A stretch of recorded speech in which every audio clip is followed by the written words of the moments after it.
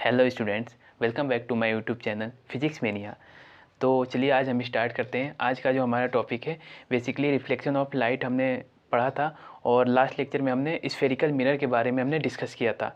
तो अगर आप लोगों ने नहीं देखा है तो आप मेरे वीडियो डिस्क्रिप्शन लिंक में जाके आप उसको देख सकते हो, ताकि ये और अच्छे तरीके से आपको समझ में आए कि कॉनकेव मिरर और कॉन्वेक्स मिरर क्या होते हैं। ठीक है, तो आज इसी के बारे में हम चर्चा करेंगे कि उनके द्वारा जो इमेज बनता है ना, कॉनकेव यानी कॉनकेव मिरर जो होता है ये कैसे इमेज बनाता है। इसके इमेज डायग्राम पढ़ेंगे, कितनी बड़ी इमेज बनाता है।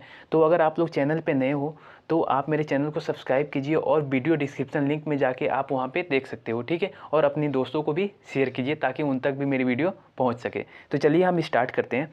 पहला है केसेज फॉर कॉनकेव मिरर, यानी कॉनकेव मिरर होता है वो कैसे इमेज बनाता है, तो उसके अलग अलग केसेज हैं। तो चलिए हम पहला केस लेते हैं कि ऑब्जेक्ट कहाँ पे हो, ऑब्जेक्ट इनफाइनाइट पे हो, ऑब्जेक्ट इज एट इन्फिनिटी। ये इन्फिनिटी का सिंबल है, इन्फिनिटी यानी जब ऑब्जेक्ट इन्फिनिटी। देखिए इन्फिनिटी का मतलब क्या है, इन्फिनिटी का मतलब ये है कि मान लीजिए ये आपका मिरर है और ऑब्जेक्ट बहुत ज़्यादा दूरी पे रखा हो, बहुत मतलब समझो कि इनफाइनाइट मतलब कहीं पहुंच ही ना सके, लेकिन हम मानते हैं कि इनफाइनाइट मतलब बहुत ज़्यादा डिस्टेंस पे। तो जो कॉनकेव मिरर होता है उसकी इमेज कैसे बनाता है, जैसे ध्यान से देखिए ये हमारा कॉनकेव मिरर है। हमने लास्ट लेक्चर में इस कॉनकेव मिरर के बारे में हमने डिस्कस किया था। ये इसका मिड पॉइंट क्या होता है, पोल होता है, और सेंटर ऑफ कर्वेचर इधर ही होगा, क्योंकि पूरा अगर मिरर बनाएंगे तो सेंटर इधर ही आएगा। इनको ज्वाइन करने वाली लाइन ये क्या कहलाएगी, ये हमारी प्रिंसिपल एक्सिस होगी, क्योंकि सी और सेंटर ऑफ कर्वेचर और पी को ज्वाइन करने वाली जो लाइन होती है वही क्या होती है, प्रिंसिपल एक्सिस होती है। हम ये मानते हैं कि जो हमारा फोकस होता है इनके बीच में होता है। अब कैसे उसके बारे में हम बाद में रिलेशन निकालेंगे कि जो सी और पी का जो मिड पॉइंट होता है वो फोकस होता है, यानी F = R/2 रिलेशन होता है, उसकी बाद में चर्चा करेंगे। मान लीजिए ऑब्जेक्ट इधर इनफाइनाइट पे रखा हुआ है, तो हम कोई चीज़ इन्फिनिटी पे मानते हैं तो हम ये मानते हैं कि जो कोई भी चीज़ इनफाइनाइट पे, तो उससे जो रे आ रही है ना, मतलब लाइट रे आ रही है, लगभग पैरेलल मानते हैं। क्या मानते हैं, पैरेलल मानते हैं, वो भी प्रिंसिपल एक्सिस के। जैसे सन से रे आ रही है तो मैं ऐसे मिरर लगाऊंगा, तो जो इतने दूर से जब रे आएंगी, जब मिरर से टकराएंगी तो लगभग बहुत पास होंगी और क्लोज होंगी, पैरेलल होंगी, तो उसको पैरेलल मानते हैं। ठीक है, तो अगर मान लीजिए तो यहाँ से अगर रे आएगी ऐसे पैरेलल आएगी, यहाँ से भी ऐसे ही सभी दिशाओं में रे जाएगी, पैरेलल ही जाएगी। ठीक है, अब यहाँ देखिए हमने फोकस की डिफिनेशन भी पढ़ी थी कि अगर रे पैरेलल हो और पैरेक्सियल हो तो रिफ्लेक्शन के बाद किस पॉइंट से होती जाती लगती हैं, फोकस से जाती हैं। तो ये आफ्टर रिफ्लेक्शन ये ऐसे फोकस से ऐसे जाएगी। तो यहाँ पे जहाँ पे रिफ्लेक्शन के बाद जो रेट मिलती हैं वहीं पे क्या बनती है, इमेज बनती है। यानी ऑब्जेक्ट जब इनफाइनाइट पे होगा तो इमेज कहाँ पे बनेगी, इमेज कहाँ पे बनेगी, जब ऑब्जेक्ट इनफाइनाइट पे होगा तो इमेज फोकस पे बनेगी, फोकस पे बनेगी। इमेज कहाँ पे बनेगी, फोकस पे। और बताइए इस इमेज का साइज क्या होगा, ध्यान से देखिए पॉइंट बन रहा है, क्या बन रहा है, पॉइंट एक बन रहा है, तो ये क्या होगी, पॉइंट इमेज बनेगी, फोकस पे बनेगी, पॉइंट इमेज होगी। और एक चीज़ ये बताइए, यहाँ पे रे रियल में मीट कर रही है ना, रियल और वर्चुअल का कॉन्सेप्ट इसलिए मैंने आपको बताया था। तो यहाँ पे रे टकराने के बाद रियल में मीट कर रही है, तो यहाँ पे क्या बनेगी, रियल इमेज बनेगी, रियल इमेज। और रियल इमेज कैसी होती है, इन्वर्टेड होती है। ठीक है, सेकेंड हम लेते हैं। सेकेंड जो हमारा केस है, अब ऑब्जेक्ट इनफाइनाइट पे ना होके मान लीजिए ऑब्जेक्ट कहाँ पे हो, ऑब्जेक्ट एट इन्फिनिटी एंड सी के बीच हो, centre of curvature, centre of curvature यानी सी और एफ के बीच अगर ऑब्जेक्ट होता है तो इमेज कहाँ पे बनती है। ठीक है, तो ध्यान से देखिए बनाइए, ये हमारा कॉनकेव मिरर है, क्योंकि हम कॉनकेव मिरर के केसेस पढ़ रहे हैं। ठीक है ना, तो अगर मान लीजिए प्रिंसिपल एक्सिस ये है तो ये क्या हो जाएगी, हमारी पोल हो जाएगी, ये सी हो जाएगी, ये एफ हो जाएगा मिड पॉइंट। ठीक है, तो अब ऑब्जेक्ट कहाँ पे है, लगभग ऐसे समझिए कि यहाँ पे है ना, इनफाइनाइट, इधर इनफाइनाइट है और सी के बीच में रखा हुआ, सेंटर ऑफ कर्वेचर के बीच में रखा हुआ है।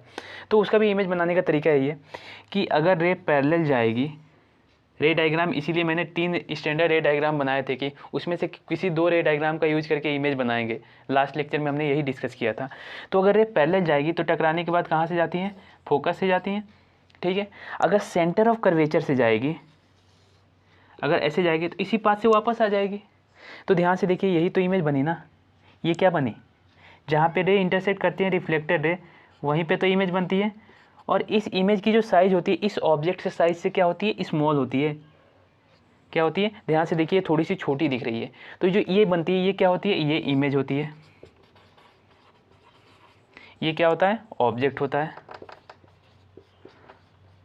ठीक है, ये भी ऑब्जेक्ट होता है। ऑब्जेक्ट कहाँ पे, इनफाइनाइट पे है। और यहाँ पे क्या बन रही है, यहाँ पे इमेज बन रही है। ठीक है, तो अब ध्यान से देखिए, ये इमेज जो बन रही है कैसी है, इसका नेचर कैसा है। इमेज कहाँ पे बन रही है, कहाँ पे, सी और एफ के बीच बन रही है। इमेज सी एंड एफ के बीच में बन रही है ये इमेज। सी और, देखिए अगर इनफाइनाइट सी के बीच है तो इमेज कहाँ पे बन रही है, सी और एफ के बीच बन रही है। आप इसमें एक चीज़ और नोटिस कर सकते हैं, जब ऑब्जेक्ट इनफाइनाइट पे था तो इमेज फोकस पे बन रही थी। जब ऑब्जेक्ट पास आ रहा है तो इमेज भी देखिए फोकस से दूर जा रही है, इस साइड जा रही है, बाईं तरफ। ठीक है ना, तो ये भी आपको ध्यान रखना है। तो इमेज कहाँ पे बन रही है, सी और एफ के बीच बन रही है। और कैसी बन रही है, स्मॉल साइज बन रही है। स्मॉल साइज यानी ऑब्जेक्ट से छोटी साइज बन रही है।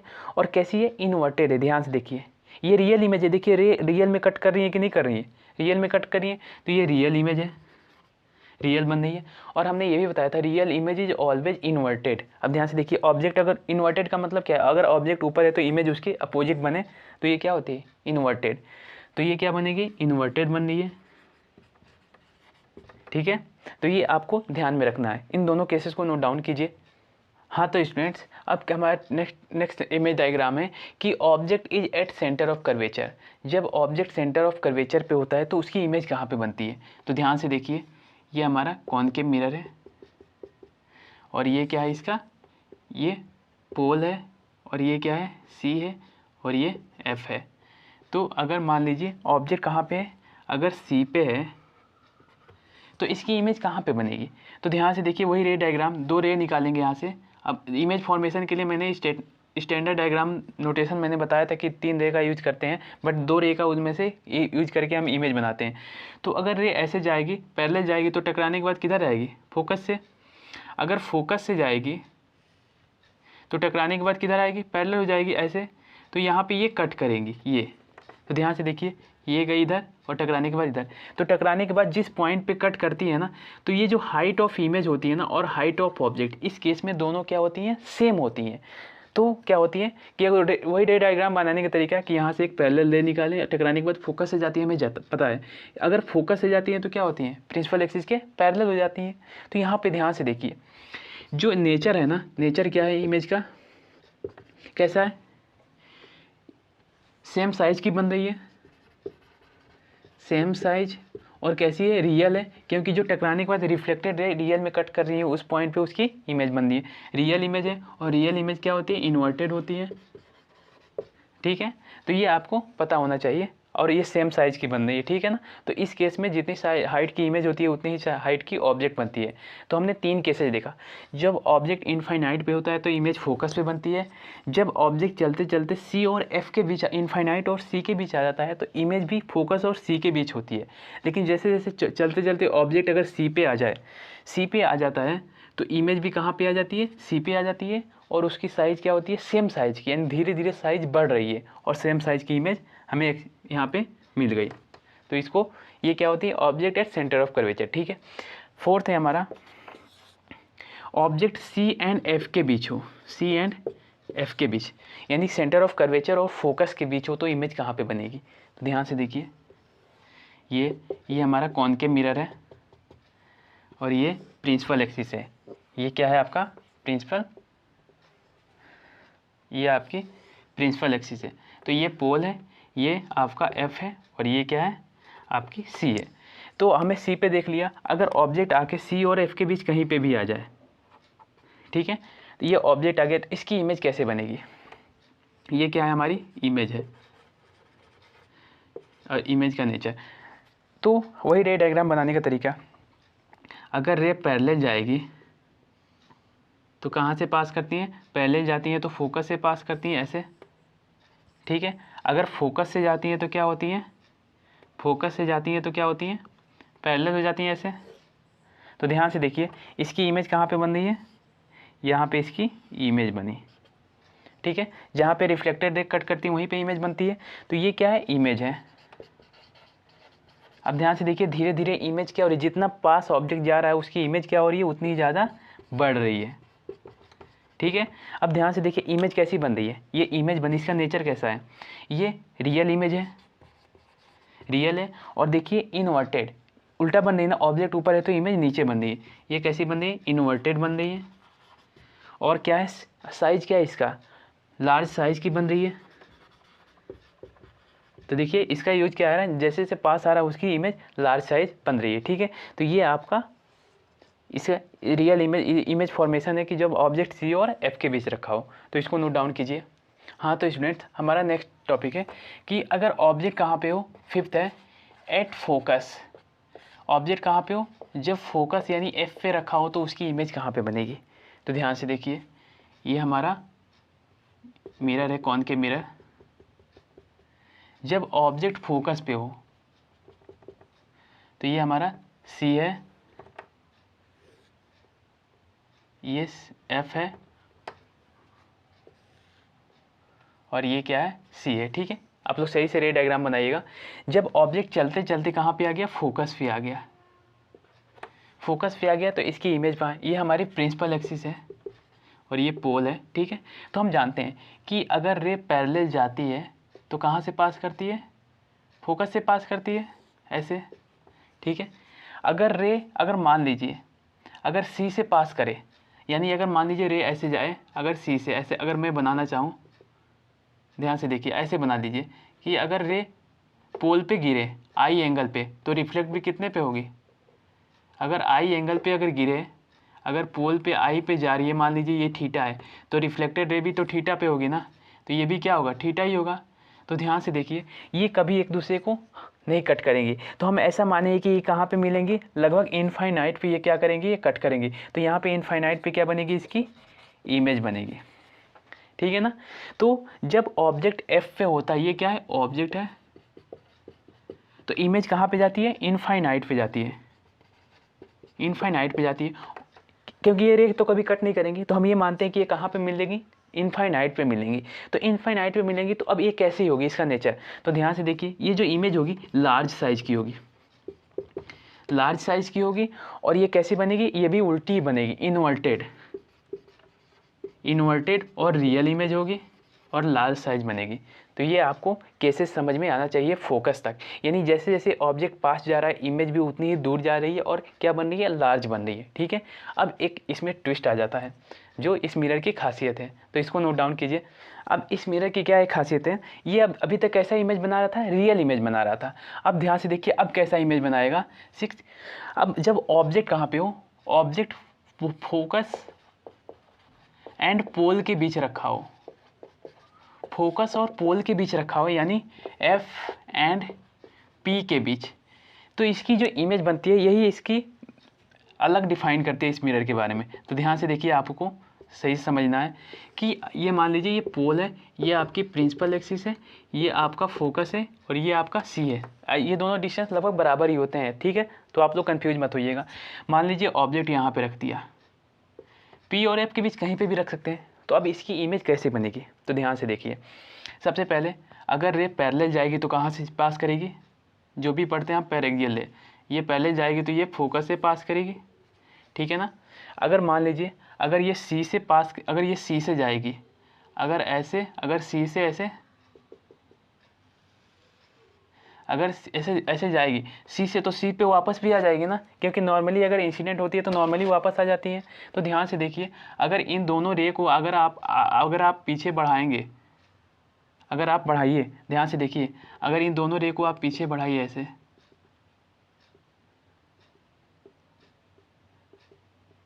तो यहाँ पे ये इंटरसेक्ट करेंगी, यहाँ पे इंटरसेक्ट करेंगी और यहाँ पे इसकी क्या बनेगी, इमेज बनेगी। ये क्या होगी, इमेज होगी। ध्यान से देखिए आपका मिरर ऐसे है और इसकी इमेज पीछे बन रही है। सेम प्लेन मिरर वाला कॉन्सेप्ट है।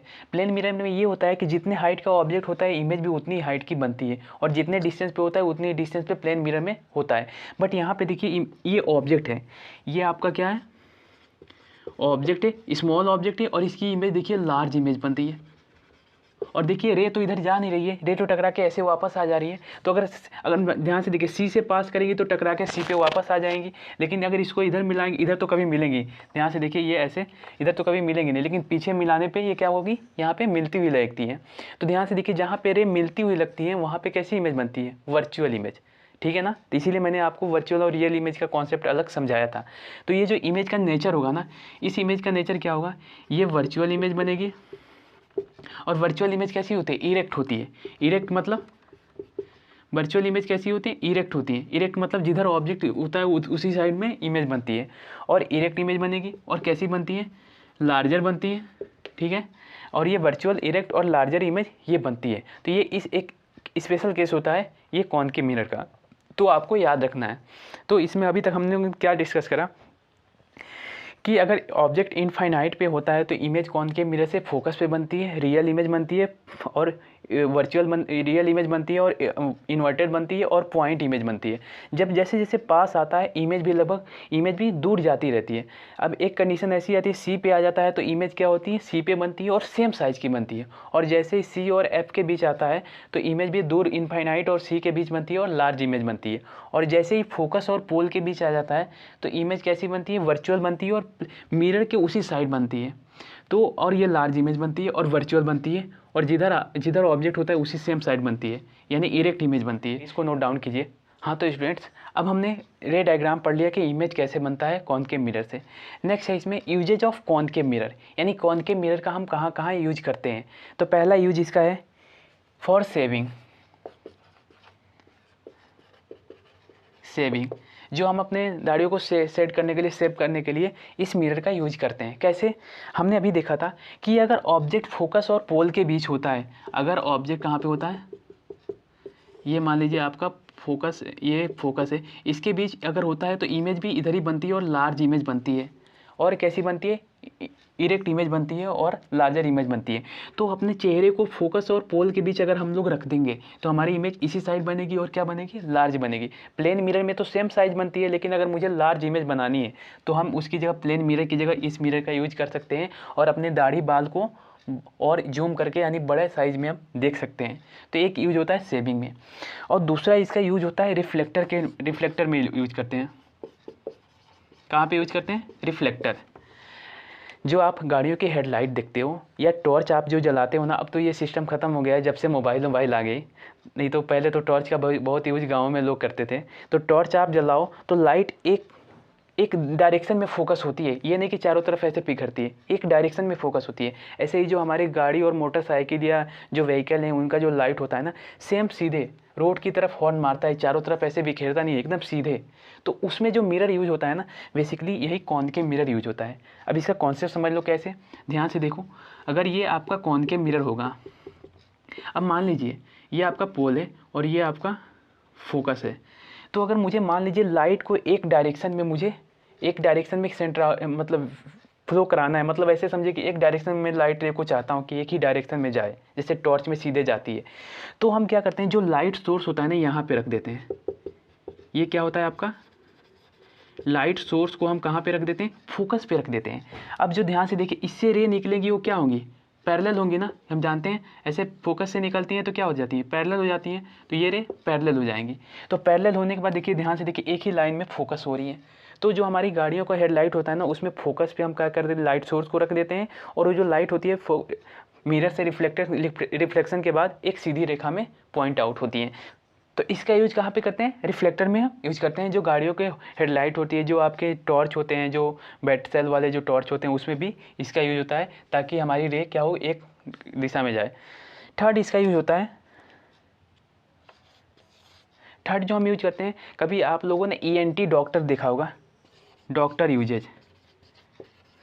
और कौन से डॉक्टर, ENT, ENT मतलब ईयर नोज थ्रोट। जो इनको देखने वाले जो स्पेशलिस्ट जो डॉक्टर होते हैं ना, उन अगर आप लोगों ने कभी गए होंगे डॉक्टर से अपने नाक गला चेक कराने के लिए, तो अपने हेड पे एक हेड पे बैंड टाइप पहन लेता है, और वहाँ पे एक बीच में एक मिरर लगा होता है। और उस मिरर पे क्या होता है, सामने से हम लाइट गिराते हैं। जब सामने से पैरेलल लाइट गिरती है, ध्यान से देखो, इस मिरर की खासियत यही होती है ना, ध्यान से देखिए, अगर पैरेलल लाइट गिरेगी तो ये कहाँ से पास करती हैं, फोकस से पास करती हैं, ये फोकस से।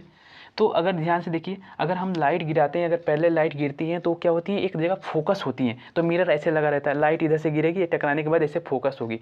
तो हम क्या करते हैं, ऐसे लगा के उस जिस पेशेंट को देखना होता है ना, उसके इस प्रकार इसको एडजस्ट करते हैं लाइट सोर्स को भी इसको, ताकि उसकी जो भी लाइट इस पर टकराए, टकराने के बाद एक जगह फोकस हो जाए और उसके अंदर की जो भी चीज़ें हमें गला वला जो भी देखना होता है वो अच्छे से दिखाई दे। तो इसका यूज हमने डॉक्टर ENT डॉक्टर भी इसका यूज करते हैं। ठीक है, तो ये कॉनकेव मिरर का क्या है, यूजेज है। तो आप लोग इसको नोट डाउन कीजिए।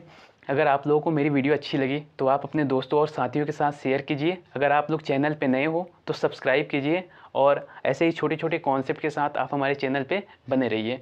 अगर आप लोगों को मैथ या फिजिक्स से रिलेटेड किसी टॉपिक पे आपको डाउट आता है तो आप मुझे कमेंट बॉक्स में कमेंट करके बता सकते हो, हम आपके लिए उस टॉपिक पे लेक्चर लेके आएंगे। Thank you for watching this video. जल्दी हम लोग मिलते हैं नेक्स्ट वीडियो में।